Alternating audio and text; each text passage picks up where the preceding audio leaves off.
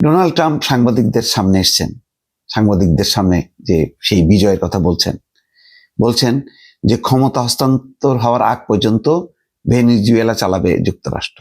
তেল সম্পদ, ভেনেজুয়েলা তেল সম্পদের মালিকানা এখন তারা এটা ব্যবহার করবে। আসলে লক্ষ্য হচ্ছে তেল, মানে ধারণা করা হয় মাটির অনেক গভীরে ভেনেজুয়েলায় বিপুল পরিমাণ তেল আছে, যেটা তোলার সক্ষমতা নেই ভেনেজুয়েলা। এখন সেই সক্ষমতা প্রমাণ করবে আমেরিকা, এবং সেই কারণেই এই যে সমস্ত মানে ঠুটকো অভিযোগ, আন্তর্জাতিক বিশেষজ্ঞরাও বলেছেন এগুলি কোনো গুরুতর না। এইরকম উত্তর আমেরিকা, দক্ষিণ আমেরিকার নানান দেশ, কলম্বিয়া, ভেনেজুয়েলা, তারপর হাইতি, এই সমস্ত দেশগুলোর বিরুদ্ধে এই ধরনের অভিযোগ আছে যে মাদক উৎপাদন এবং পাচার। এটা আসল না, আসলটা হচ্ছে ভেনেজুয়েলায় মাটির অনেক গভীরে যে তেল সম্পদ আছে, এটি হলো আসল ঘটনা, যেটা উত্তোলন হচ্ছে না।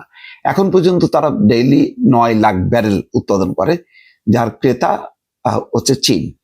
কিন্তু সেটা হলো মাটির অনেক উপরে, কিন্তু মাটির অনেক গভীরে যেটা আছে সেটা এখনো তোলা সম্ভব হচ্ছে না। আমেরিকা জানে এই তেল ভান্ডার আসলে হচ্ছে মূল টার্গেট হচ্ছে ওই তেল ভান্ডার।